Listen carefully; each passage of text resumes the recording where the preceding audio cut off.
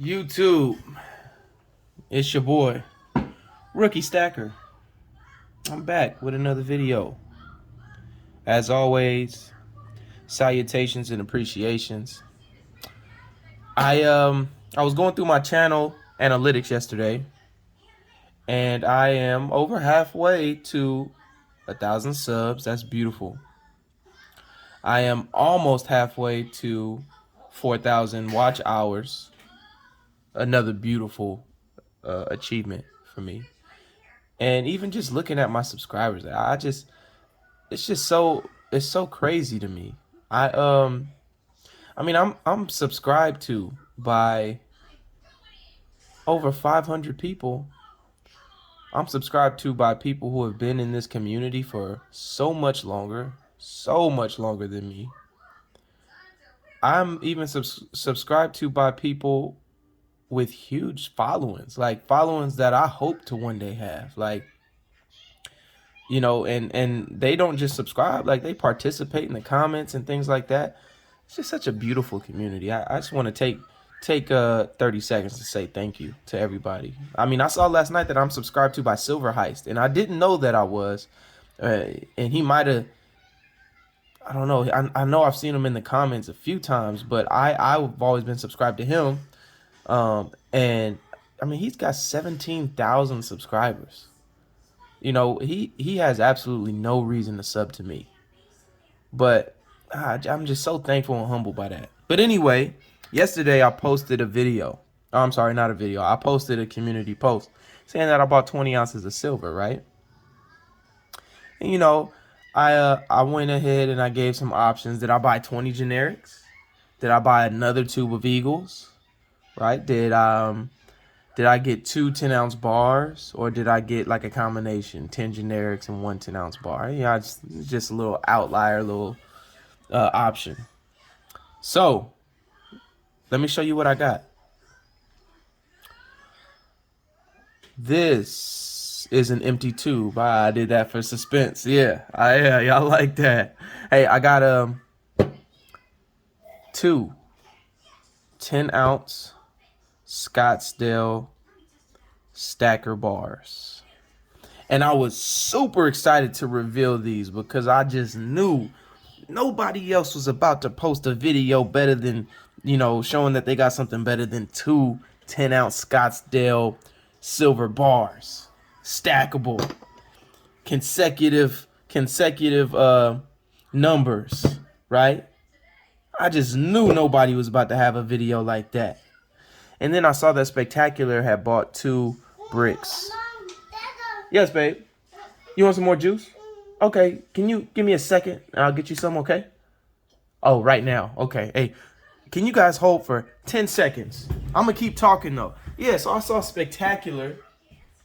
Spectacular got 2 big 100-ounce bars. So I just know that my video not hitting the same now. Water? Okay. You want some water? I'm proud of you.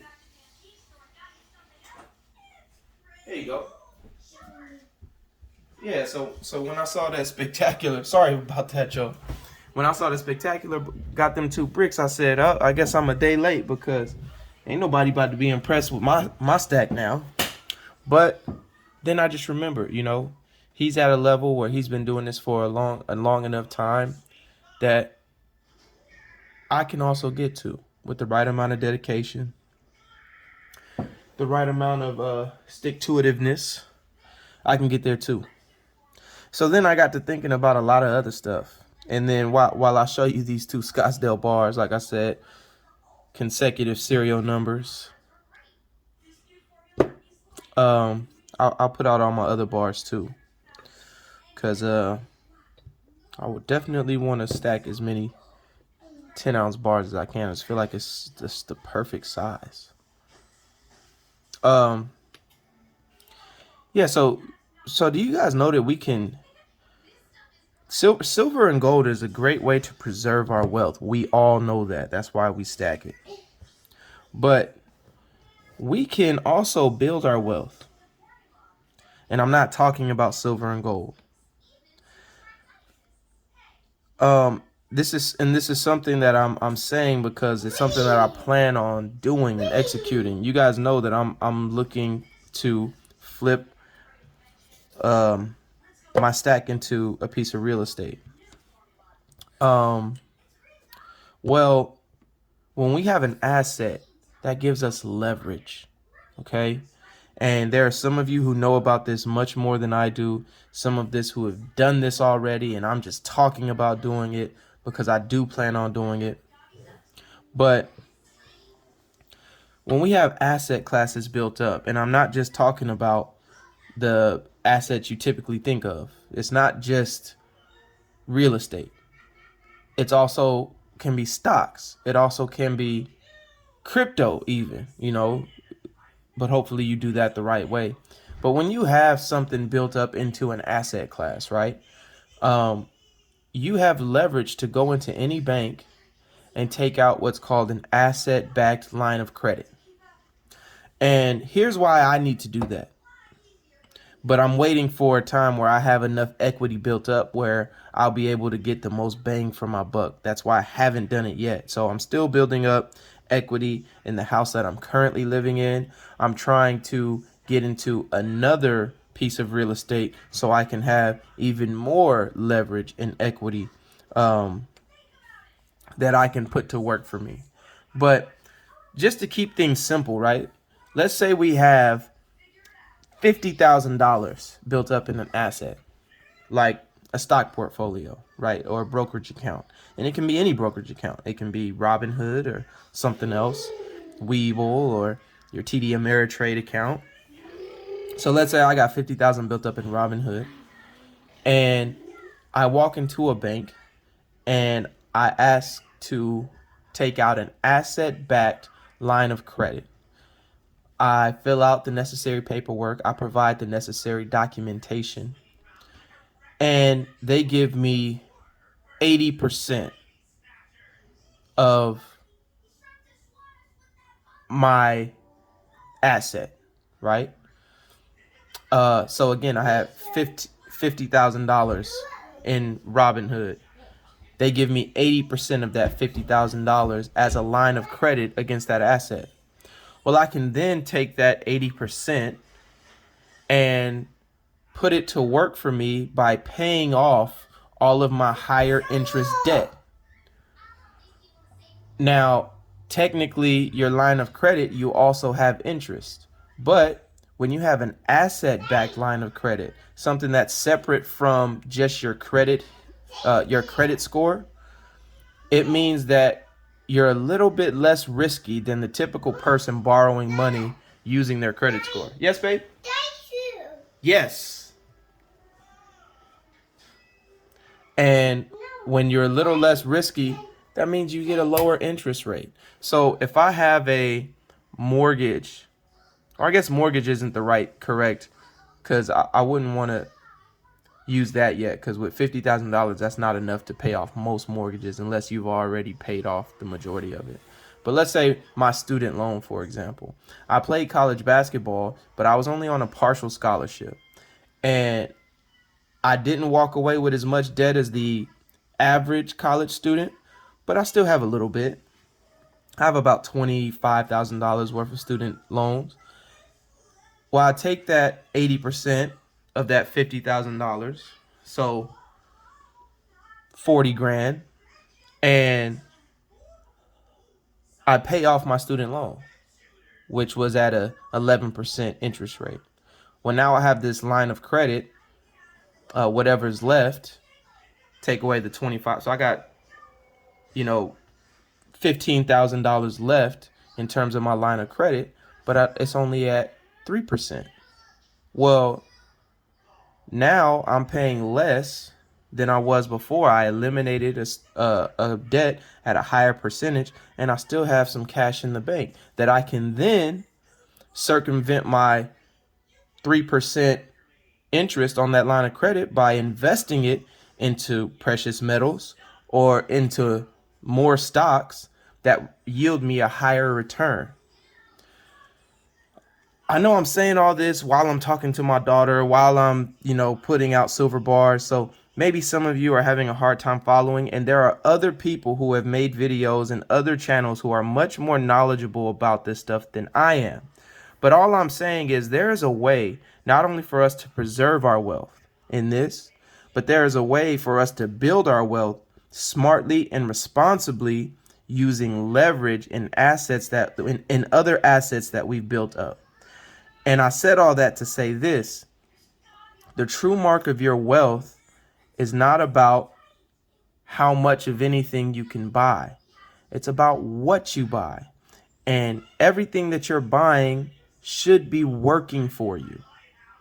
If it's not working for you, then I strongly recommend that you buy something that will work for you. If you put your money into an asset like a home, or smartly invest in stocks or crypto, you have leverage to walk into any bank, and when something comes up in your life, an emergency that will call for you to liquidate something, it hurts to have to liquidate an asset. I'm going to have to liquidate my stack, but I know I can build my stack back, right? But if I had like my stocks, I don't want to liquidate my stocks because I'm receiving dividends from most of them. And I want those dividends to continue to compile. I don't want to sell those stocks if something comes up. So rather than sell off my assets to take care of an issue, I'll build an asset so that if an issue comes up, I can go and leverage that asset, get my emergency taken care of, possibly have some more money left over to put in my pocket, and I still maintained my asset. At that point, I'm taking care of my issues with somebody else's money. And that's a beautiful thing. If those of you who are out there, the average American has $6,000 worth of debt on their credit card, and the average American household has 4 credit cards. So that's $24,000 of debt sitting on most people's credit cards. If you have an asset built up that can help you wipe out that debt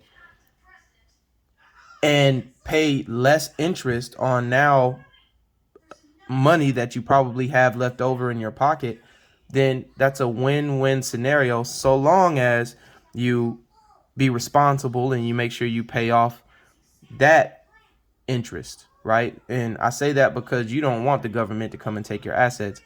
There's obviously risk in everything. And like I said, there's people who have videos who know much more about the topic than I do. But it is something that I plan on doing, and I plan on doing it very soon.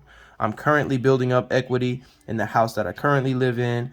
I'm going to flip my stack into another asset that I'll be able to leverage later on in life. And I just hope that there are other people out there who are constantly trying to learn these little tricks of how the rich stay rich. Because not that long ago, a financial advisor from a finance company here in San Francisco, I met up with him because I was selling him some stuff.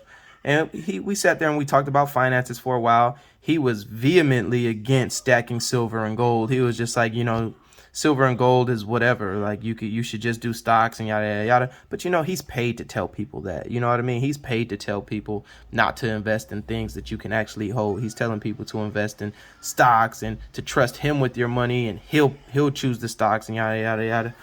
Not saying that he wasn't knowledgeable, but he also told me credit cards are for poor people. The rich stay rich by leveraging assets. Credit cards are used by poor people. And ever since then, I have used my credit card. But every time I use my credit card, I remember credit cards are for poor people.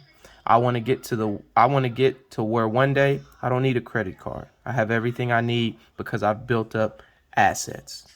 Anyway, y'all, most of you probably tuned out by now. For those of you who stayed, I appreciate you all.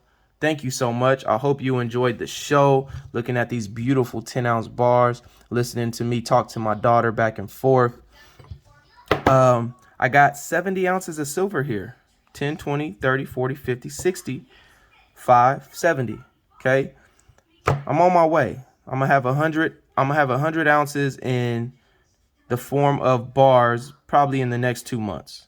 So with that said, y'all, as always, stack responsibly, and keep climbing. Rookie Stacker out.